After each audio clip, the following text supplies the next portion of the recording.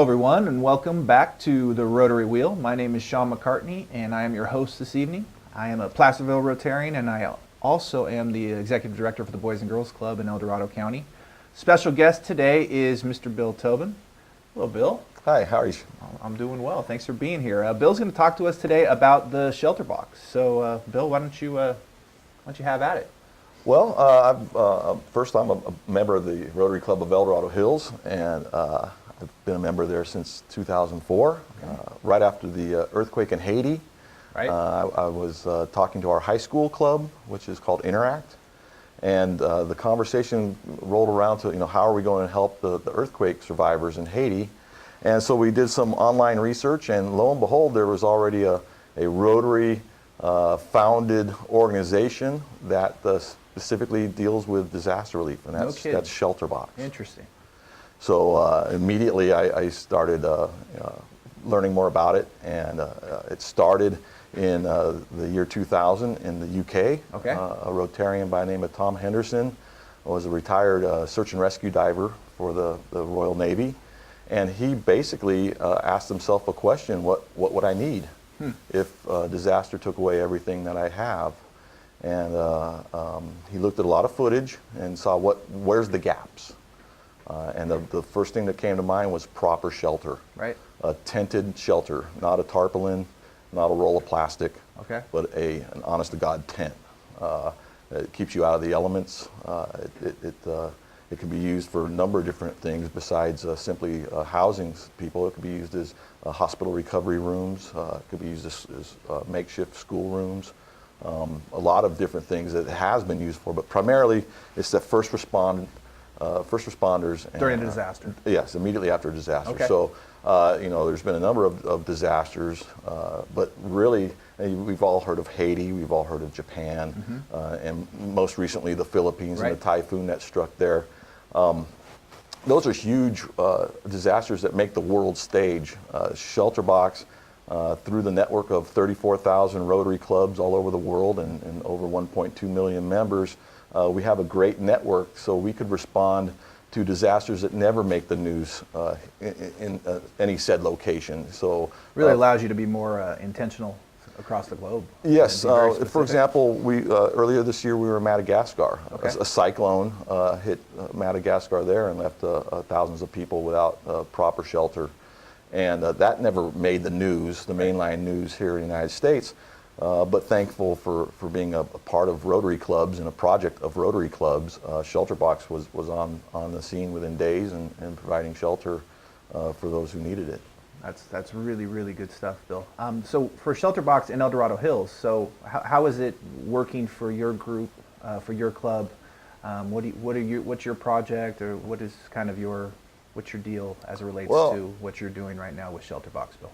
Our club primarily supports the project along with, the estimate is 1 out of every 5 Rotary clubs around the world participate with the Shelter Box project. We get a little bit more involved as I'm an ambassador for the organization, and so we have a demonstration box, which we'll get into here shortly, and we've done fundraisers. Obviously, the whole thing is donor driven. We've also done, we have a youth program that we've incorporated called the Shelter Box, Young Shelter Box. Is that based through your Interact club, or is it completely separate? No, that's completely separate. Okay. We applied for and received a grant from the El Dorado Community Foundation to start it up. And what we do is it's a number of youth leadership activities based around a mock disaster. You would learn communication skills because you have to somehow get your equipment into a pretend country. We'll use any number of pretend country names. I personally like Fredonia. It's an old Marx Brothers movie name, a country from an old Marx Brothers movie. And that way you could pretty much adjust it. Did a tidal wave come through? Was it an earthquake? And what's the ages of those kids? We've done it down to I would say K through 8, all the way up through high school.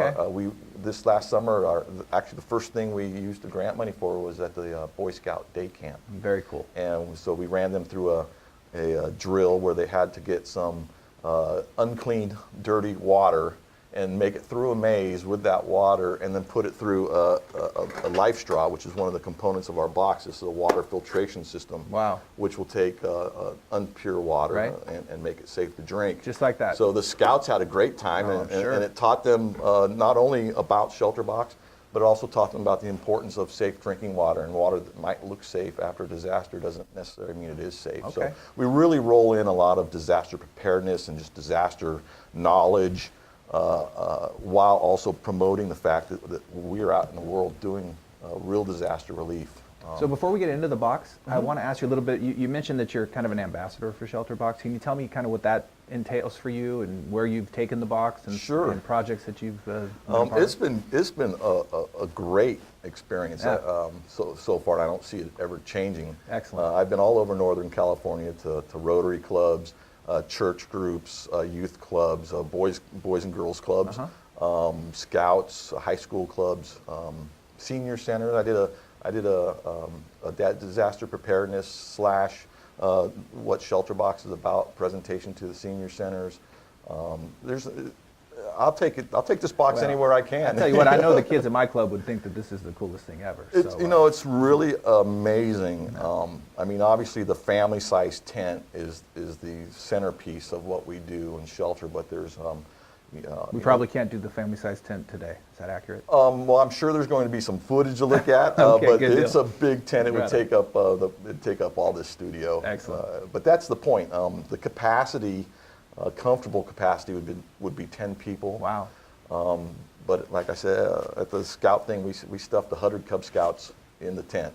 That is And, amazing. that was fun, and they loved it. It was I'm it was sure. really neat. So it's a great a great experience for a Rotarian to know that not only am I helping in my local community to be more prepared for disaster, Right.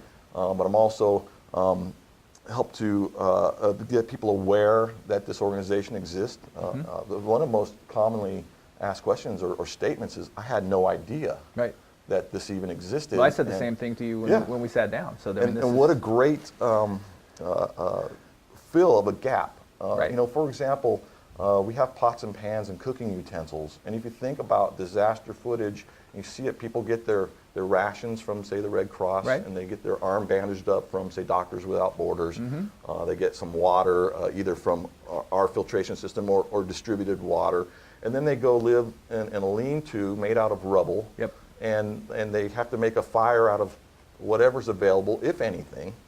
And so then they eat either out of their hands, or we've seen footage where they're eating off of garbage can lids or cardboard or a piece of rock or so wood. this almost acts as a complete circle of care then. It brings really them all does. together. Yeah, complete circle. And really, we've always, our mantra has been shelter, warmth, and dignity. Awesome. And being able to eat from actual, plates and using utensils and having a means and a pot and some pans to actually cook your food, that's dignified. Having a place where you can go in and change your clothes and not be exposed to everybody else, or change a baby's diapers, or care for an injured family member or the elderly, and having a sense of a private area is dignity. So how do they get these out? How does Rotary International get the shelter box out to the affected areas? And kind of walk me through that a little bit. I think the audience would be interested in hearing Sure. that. Normally there'll be let's look at a small scale disaster, not a Philippines Understood. or Haiti, because everyone learns of those pretty much at the same time. Yeah, I'm interested in those off the radars ones that you're talking about. What will normally happen is through either a international network that's designed for disaster response, Okay. and that's a fairly quick but somewhat closed network. It's not Yahoo or any Right. search engine. It's a independent, but primarily through Rotary clubs. We learn of these disasters. So we could look at the Madagascar cyclone comes through there. We get the call from say a Rotary club or a district governor or someone who knows that we exist through Rotary channels. Oftentimes that'll happen. Sometimes we get the call because we've already been in that region before, so they know that we are available. But when that happens, we've already pre-positioned boxes all over the world. We could take advantage of that donor money and when it's not in a time of immediate need, and use cut rate shipping costs to get boxes around. So we could do pennies on the dollar type of shipping. Excellent. Right now, getting everything into a disaster area, a big disaster, say like the Philippines, I mean, you get a lot of donated airfare, but you also pay premium prices. Okay. If we could get stuff distributed out in the world when we don't have to pay those prices, then that pays off in the long run. So in a case like a Madagascar, we probably shipped things that were not stored in America. They were probably stored already in Africa or Europe somewhere, so you can get it there quickly. So the pre-positioned boxes go first. We have entire sets of volunteers that are specially trained. It's a 2-week training process. It's a very intense training on distributing the aid. All volunteer. Nice. I won't say 100% Rotarian because it's not. You wouldn't say, sorry, you're perfectly qualified, but you're not in Rotary, so we don't want you. That's not the case. We have a lot of people in the medical realm, and adventurers, and firemen, you know, people in those realms that make great first responders with Shelter Box. So they will get a call and be on airplanes and get to that disaster area. We like to say we have boots on the ground in 24 hours. Wow. And more often than not, we do. Impressive. Our gear is en route within 48 hours. Sometimes it's on the ground and being distributed as short as 72 hours after disaster. That's very much up to the country to which it's being delivered. No, I'm sure. In our response to the Syrian civil war, where we basically have camps all around, not in Syria, but in Iraq, in Turkey, in Jordan, in Lebanon. It takes time to get materials into those countries. Probably some high levels of frustration that are encountered when you're dealing with different governing agencies, I'd imagine. Yeah, you would think, I mean, the hardest part would be putting the tent up, but that's really the easiest part. The hardest part is twofold. One is customs. Right. 2 is land use. Okay. If you need to set up a camp for 10,000 people, you just don't start setting tents up. Somebody probably owns that land, no matter where you go. Yeah. Or it's government controlled. So you have to really be careful. Lots of moving parts. A lot of moving parts. No two disasters are alike. Right. So everyone it's really interesting. is something else. I'm extremely impressed, and your passion comes through. I mean, it's very evident that you're definitely doing this because you care about it. Why don't we check out some of the items in the box? Sure. Well, obviously the tent takes up most of the space in the box, and I'm sure we'll see footage of that. But like I said, it's awful big that we couldn't get it. We have blankets. A lot of people say, well, why do you do blankets and not sleeping bags? Okay. And it's real simple. The reason why is in many cultures around the world, having something that would zip a body into it, like a sleeping bag has a zipper, is the same as a body bag. Okay. Simply, would you sleep in a body bag? No. So we go with blankets. So it's more culturally sensitive. It is, and we have been very culturally sensitive. Even our tent design has changed based on the cultural needs of people around the world. You need a privacy screen. Our very first tents didn't have privacy screens, so in Muslim cultures, the women would not use them at all. Yeah, they wouldn't use them. So that's been very difficult. Everything has a way of being carried. So it almost looks like it works as a backpack as It well. does, exactly. Everything will work. Oh, not everything, but everything we can has dual purpose. Ground sheets. This with waterproof backing and then flannel on the other side. Especially if the tents do have floors in them, but just outside your tent or just as an additional moisture barrier, you have ground sheets there. Of course, the water filtration system. This is actually a marketable item. This is Life Straw. You can find these at your REI store and everything. Right. This would provide a family of 4 with clean drinking water for 2 years. Yeah. So we base all of our boxes on multiples of 10 people. Okay. So and a lifespan of about 9 months. Okay. Hopefully after 9 months, people will transition into some sort of housing, but not always the case. So for 10 people, this would be about 9 months of drinking water. Pots and pans, like I mentioned, you have your rations, and you don't have any way of, or you've got clean water, you've got no way of drinking it. So we have pots and pans, some spoons, plates, all kinds of kitchen gear. Try not to make a lot of noise here. I think you're doing fine, Bill. Okay. We're good. A water, something to store your water in, water pouches. Solar-powered lighting. Neat. Something simple as that can make a lot of difference, and you can hang it right from your tent, from the inside of a tent. So it's pretty much anything you need is there. Pretty much. We even have offer a couple of different types of stoves. This is a multi-fuel stove. Okay. This will burn, just about any cooking oil, Okay. solvents, not gasoline, nothing that combustible, but pretty much anything else diesel fuel will burn, and you could cook. Wow. Then we also have a Frontier stove. The Frontier stove is if there's a wood available, it's a wood burning stove. Neat. And neither stove is for use in the tents for obviously carbon monoxide poisoning issues. But our response teams, when they go out in the field, either through an interpreter or by any means really available, we teach the survivors to set these tents up. Okay. So it really instills a sense of community and a rebuilding process when people are not told, well, just go over there and wait and we'll take care of everything. And instead they're told, we're here to help you rebuild your community. Big difference in philosophy. Definitely. And something for the kids. You got to have a kids pack. So this has some crayons, a little chalkboard. Good deal. We can't do language-based books because you don't know where you're going, Right. and you'd have to basically stock. Well, I don't know how many languages are in the Probably world. It's a couple hundred. it would fill up your entire box. Yeah, Okay. it would, exactly.